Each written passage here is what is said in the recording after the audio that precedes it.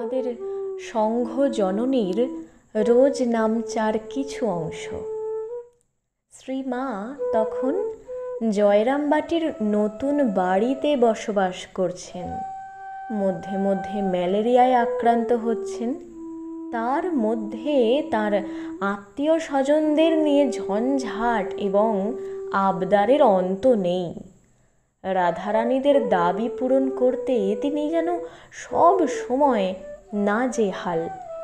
সময় সময় বিরক্তি প্রকাশ করতেন বটে, কিন্তু তিনি সব সয়ে যেতেন। 1323 সালের জ্যৈষ্ঠ মাসে তিনি নতুন বাড়িতে প্রবেশ করেন। তারপর থেকে যারা শ্রীমায়ের কাছে আসতেন তারা এই বাড়িতেই তাকে দর্শন ও পূজাদি করতেন।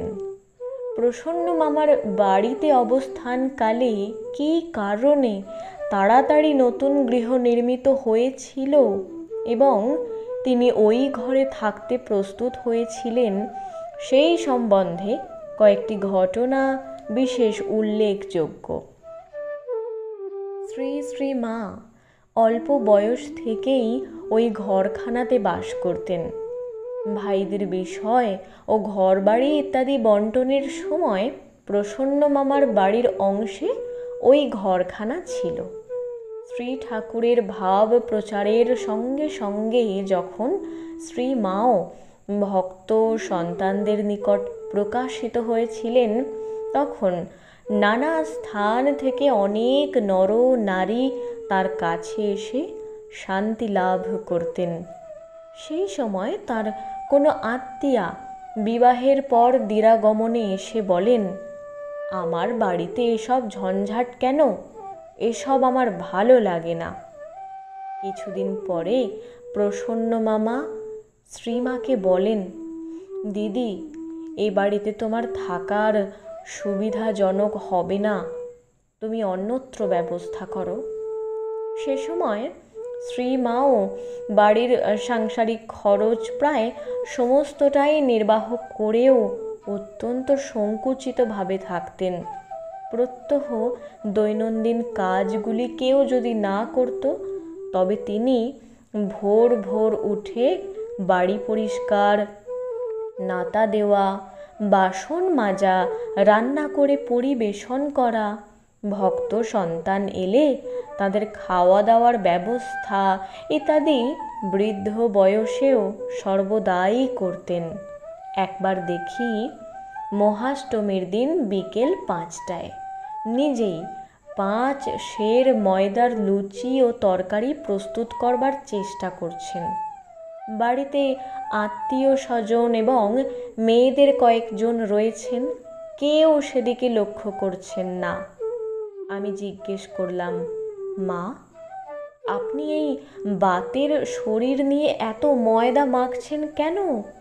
এতে আপনার কষ্ট বেড়ে যাবে, অনেকেই তো রয়েছেন। শ্রীমা বলেন, হ্যাঁ বাবা, তুমি যদি আজ এখানে থেকে এগুলি করে দাও তাহলে ভালো হয়, না হলে আমাকেই সব করতে হবে। অধিক রাত্রি পর্যন্ত শ্রীমা সব দিকে দৃষ্টি রেখে ভক্ত সন্তানদের এবং বাড়ির সকলের খাওয়া দাওয়ার ব্যবস্থা করলেন। এসব কাজ তিনি করে যেতেন অকাতরে, নিজের শরীরের দিকে দৃষ্টি না দিয়েই। শ্রীমা যখন শুনলেন তার এই বাড়িতে আর থাকার সুবিধা হবে না, তার এবং ভক্ত সন্তানদের ঝঞ্ঝাট ভোগ করতে কেউ প্রস্তুত নয়, তখন খুবই দুঃখের সঙ্গে বলেছিলেন, আমার আজ ইচ্ছা হচ্ছে আমার ছেলেদের অর্থাৎ ভক্ত সন্তানদের নিয়ে গাছতলায় আশ্রয় নিই। শ্রীমৎ স্বামী শারদানন্দ মহারাজ ও মাস্টার মহাশয় শ্রীম এই সংবাদ পেয়ে তাড়াতাড়ি বাড়ি তৈরি করে দেন। এখন এই বাড়িতেই তিনি তার সন্তানদের নিয়ে অবস্থান করছেন। তখন জয়রামবাটি গ্রাম খুব অপরিষ্কার ছিল। পল্লী গ্রাম হলেও আর কোথাও এরকম গ্রাম ও মানুষজনের আচার ব্যবহার ছিল কি না সন্দেহ। চারদিক ঝোপ জঙ্গলে সমাকীর্ণ, কেবল বাড়ুজ্যে পুষ্করিণী যাতে শ্রীমা স্নান করতেন সেটি কতক পরিষ্কার ছিল। অন্যান্য পুষ্করিণী দল, শ্যাওলা, পানা ইত্যাদিতে পরিপূর্ণ হয়ে থাকত। শ্রীমার নতুন বাড়ির পাশে যে পুকুরটা পূজনীয়, স্বামী শারদানন্দ মহারাজের নামে খরিদ ও বন্দোবস্ত করে নেওয়া হয়, তাতেও দল, শ্যাওলা ও পানা ইত্যাদি এত জমাট বেঁধে ছিল যে ওই পুকুরের মধ্যে বসে মেয়েরা শুশুনি শাক ও কলমি শাক সংগ্রহ করত। রাস্তাঘাট এত খারাপ যে বর্ষার সময়ে নালার সঙ্গে রাস্তার পাশের সব পুকুরগুলো বৃষ্টির জলে এক হয়ে যেত, আর এঁটেল মাটি বলে এত কাদা হতো যে বাড়ি ঘরে কাদার জন্য এ সময় বাস করা ভীষণ কষ্টকর হতো। এর উপর ছিল ম্যালেরিয়ার প্রকোপ। তখন যে জল ব্যবহার করা হতো তা স্পর্শ করতেও ঘৃণা বোধ হতো। একসময়ে এরকম কাদা দেখে এবং শ্রীমায়ের অশেষ কষ্ট হচ্ছে বুঝতে পেরে শ্রী বাসানন্দ অর্থাৎ নারায়ণ আয়েঙ্গার শ্রীমার নিকট বাড়ি, উঠান ইত্যাদি ইট ও সিমেন্ট দিয়ে বাঁধিয়ে দেওয়ার ইচ্ছা প্রকাশ করায় তিনি বলেছিলেন, না বাবা, ইট দিয়ে এসব করবার দরকার নেই। লোকে বলবে এদের অনেক টাকা হয়েছে, যেমন আছে সেই রকমই ভালো। শ্রীমার ওই রকম কথা শুনে সেবার ওই বিষয়ে নিশ্চেষ্ট হতে হয়েই ছিল। আমরা অনেক সময় লক্ষ্য করে দেখেছি শ্রীমা নিজেকে এত গোপন করে রাখতেন যাতে কেউ কোনো প্রকারে বুঝতে না পারে। পরের বছর আবারও শ্রীবাসানন্দ শ্রীমায়ের নিকট অনুরূপ ইচ্ছা প্রকাশ করলে মা বললেন, হ্যাঁ বাবা, বর্ষার সময় বড় কষ্ট হয়। নারায়ণ যখন বলছে তখন বাঁধিয়ে দেওয়া ভালো। ম্যালেরিয়ার অত্যন্ত প্রকোপ এবং বিশুদ্ধ পানীয় জলের একান্ত অভাব বলে একটা কূপ খনন করবার কথা শ্রীমাকে জিজ্ঞাসা করলে মা বললেন, এখানে একটা কুয়ো হলে খুব ভালো হয়। কলকাতায় শরৎ মহারাজকে জিজ্ঞাসা করায় তিনি আনন্দের সঙ্গে অনুমোদন করলেন। পরে ভালো দিন দেখে ইট তৈরি করার আয়োজন হতে লাগলো। শ্রীমার মধ্যে ম্যালেরিয়া জ্বরে মাঝে মাঝেই স্বাস্থ্য খারাপ হয়ে যাচ্ছিল। চিকিৎসা করা সত্ত্বেও সাময়িকভাবে আরোগ্য লাভ হলেও মধ্যে মধ্যে জ্বরে বড় কষ্ট পাচ্ছিলেন মা। শ্রীমার জন্মতিথি পূজা আগত প্রায়। জিজ্ঞেস করলাম, মা, আপনার জন্মতিথি আমরা কিছু আয়োজন করব মনে করেছি। মা বললেন, বেশ করো, তবে বেশি বাড়াবাড়ি যেন না হয়। ছেলে মেয়ে যারা আছে আর যারা আসবে, প্রসন্নর বাড়ি, বরদার বাড়ি আর কালীর বাড়ির সবাইকে বলে দাও। আরও 2-4 জনকে নিমন্ত্রণ করবার জন্য বলে দিলেন। দেখলাম কোনো রকম কিছু প্রকাশ হয় এই ইচ্ছা মায়ের মোটেই নয়।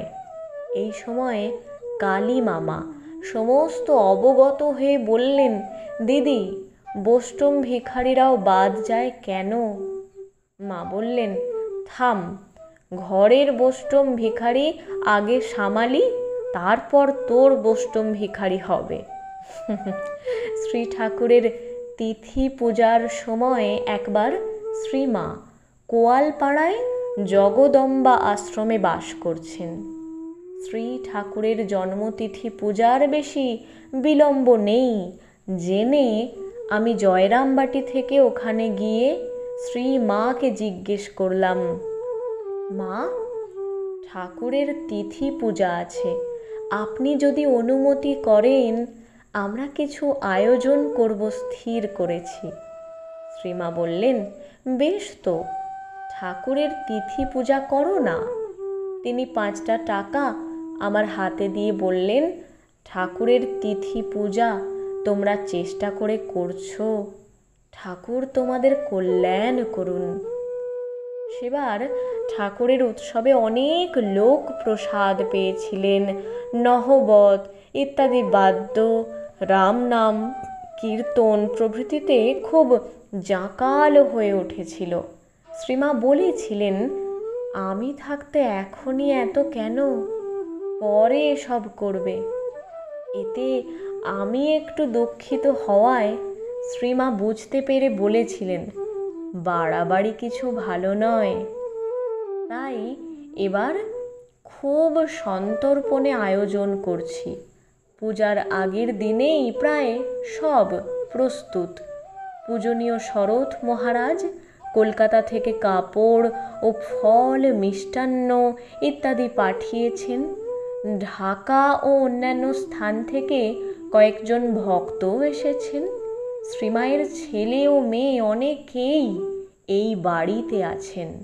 শ্রীমা নির্দিষ্ট সময়ে রাত্রি 3টার সময় উঠে জপ ধ্যান সমাপনান্তে নিজেই সব ব্যবস্থা করতে লাগলেন। আমরা পূজার জোগাড় করে দিলাম। শ্রীমা স্নান করে এসে শ্রী ঠাকুরের নিত্য পূজাদি সমাপন করলেন। এইবার জনৈক মহিলা শিষ্যা শ্রীমাকে কয়েকখানি নতুন কাপড় পরবার জন্য উপস্থিত হলে শ্রীমা 2-3 খানির মধ্যে শরৎ মহারাজের প্রদত্ত কাপড়খানি পরে তক্তপোষের উপর শ্রীমতী রাধারানীর খোকাকে কোলে নিয়ে পা দুটি ঝুলিয়ে পশ্চিম দিক হয়ে বসলেন। তখন মাকে দেখে মনে হলো যেন সদানন্দময়ী আদ্যাশক্তি মহামায়া সৌম্যা মূর্তিতে গোপালকে কোলে নিয়ে জগতের কল্যাণ এবং সন্তানদের মঙ্গল কামনায় উপবিষ্ট রয়েছেন। এ সময়ে উপস্থিত ভক্ত সন্তানগণ মায়ের এই ভাব নিরীক্ষণ করে আশ্চর্য বোধ করতে লাগলেন। আমি একটা বড় গাঁদা ফুলের মালা দেবার জন্যে হাতে করে দাঁড়ালে শ্রীমা বললেন, মালা দাও না দাও। আমি অত্যন্ত শঙ্কিত হয়ে মায়ের জনৈকা মহিলা সেবিকাকে বললাম, তুমি এই মালাটা মাকে দাও। উক্ত মহিলা মালাটি মায়ের গলায় পরিয়ে দিলেন। মালাটা খুব বড় হয়েছিল, পায়ের উপর পর্যন্ত লম্বমান হওয়াতে খুব সুন্দর দেখাতে লাগলো। মায়ের পাদপদ্মে অঞ্জলি দিতে লাগলাম। মনে হলো শ্রীমায়ের ভক্ত সন্তানগণ যে যেখানে আছেন এ সময় সকলে পুষ্পাঞ্জলি দিলে খুব ভালো হতো। আমি প্রচুর ফুল নিয়ে শ্রীমায়ের শ্রীপাদপদ্মে অঞ্জলি দিতে দিতে বললাম, মা, আজ আপনার অনেক সন্তানের ইচ্ছা আপনার শ্রীচরণে পুষ্পাঞ্জলি দিয়ে কৃতার্থ হয় এবং জীবন ধন্য করে, কিন্তু সুদূর রাস্তা অতিক্রম করে সাংসারিক নানা কারণে ইচ্ছা থাকলেও আসা সম্ভব নয়। আমি আজ সকলের হয়ে আপনার শ্রীচরণে পুষ্পাঞ্জলি দিচ্ছি। মা সহাস্য বদনে খুব আনন্দের সঙ্গে বলতে লাগলেন, বাবা, আমি ঠাকুরের কাছে প্রার্থনা করি তিনি সকলের কল্যাণ করুন এবং যে যেখানে আছে সকলের মঙ্গল করুন। শ্রীমা কিছুক্ষণ এইরূপ ভাবাবিষ্ট ছিলেন। প্রকৃতিস্থ হলে আমি বললাম, মা, আপনি এবার জল খান। শ্রীমা জলযোগ করে সকলকে প্রসাদ দিলেন। এই দিন উপস্থিত সন্তানগণের এক বিশেষ স্মরণীয় দিবস। অনেকেই মনে করতে লাগলেন যেন সদানন্দময়ী প্রসন্না হয়ে অপার করুণায় তার স্নেহ বর্ষণ করে জগতের সন্তানদের কল্যাণ বিধান করছেন। কয়েকদিন পরেই একদিন কথা প্রসঙ্গে এই নতুন বাড়িতেই শ্রীমা আমাকে বললেন, শরৎকে বলে আমার জন্মস্থানের জায়গাটা কিনে একটা বাড়ি করতে। ছেলেরা সব এলে কোথায় থাকবে? তোমরা সব থাকবে কোথা? রাধারানী তখন পশ্চিমদারি রান্নাঘরটাতে থাকতো। ঠিক ওই সময় ঘরের কষ্টের কথা মাকে জানাতে শ্রীমা বললেন, থাম না রাধু, ওখানে বাড়ি হোক, আমরা ওখানে গিয়ে থাকবো। রাধারানী শুনে খুব আনন্দিত হলো। আমি বললাম, মা, আপনার জন্মস্থানের জায়গা মামারা দেবে কেন? একবার রাঁচির ভক্তরা জন্মস্থানটা পাথর দিয়ে বেঁধে চিহ্নিত করে রাখতে চেয়েছিলেন। কালী মামাকে বলায় তিনি বলেছিলেন, যতখানি জায়গা পাথর দিয়ে চিহ্নিত করে রাখবে ততখানি জায়গায় টাকা বিছিয়ে দিতে হবে। কে জানে তখন এইসব নেওয়া সম্ভব হয়নি। এখন কি করবেন? কি কারণে জায়গাটা মামারা দিবেন? শ্রীমা বললেন, তুমি কালীকে আমার কাছে ডাকো, আমি বলে দিচ্ছি। কালী মামা আসলে শ্রীমা বললেন, দেখো কালী, আমার যেসব ছেলেরা আছে কোন দিন আমার জন্মস্থানের জায়গা এমনিই কেড়ে নেবে। তার চেয়ে আমি থাকতে থাকতে তিনজনে 300 টাকা নিয়ে জায়গাটা ছেড়ে দিকে যাও। এখানে তিনজন হলেন কালী মামা, প্রসন্ন মামা এবং বরদা মামা। কালী মামা শুনে বললেন, হ্যাঁ দিদি, তোমার ঘর হবে, এতে তো জায়গাটা এমনি দিয়ে দিতে হয়, তবে আমাকে টাকা দিতে হবে। তদুত্তরে মা আমার দিকে তাকিয়ে বললেন, শরৎকে লিখে কালীকে টাকা দিয়ে দাও, ওদের জানাবার দরকার নেই। যা হোক, কালী মামার মত হওয়ায় মা বরদা মামাকেও ডেকে আনলেন। 300 টাকার পরিবর্তে জায়গাটি ছেড়ে দিতে বললেন। তদুত্তরে বরদা মামা বললেন, বেশ তো দিদি, তোমার ঘর হবে, জায়গা তো এমনি ছেড়ে দিতে হয়, যদি সকলেই দেয় আমার কোনো আপত্তি নেই। তখন প্রসন্ন মামা কলকাতায় ছিলেন। এই বিষয়ে শরৎ মহারাজকে লিখলে তিনি ললিত বাবুকে জানিয়ে এর ব্যবস্থা করতে বললেন। ললিত বাবু হলেন ললিতচন্দ্র চট্টোপাধ্যায়। ললিত বাবু প্রসন্ন মামাকে কলিকাতায় শ্রী শ্রী মার বাড়িতে নিমন্ত্রণ করে এনে কিছু প্রণামী দিলেন এবং বরদা মামার নামে একটি আম্মোক্তারনামা সম্পাদন করলেন, যাতে প্রসন্ন মামার অংশ বরদা মামার দ্বারা বিক্রয় করা সম্ভব হয়। শ্রী শ্রী মার স্মৃতি, স্বামী পরমেশ্বরানন্দের স্মৃতি হতে।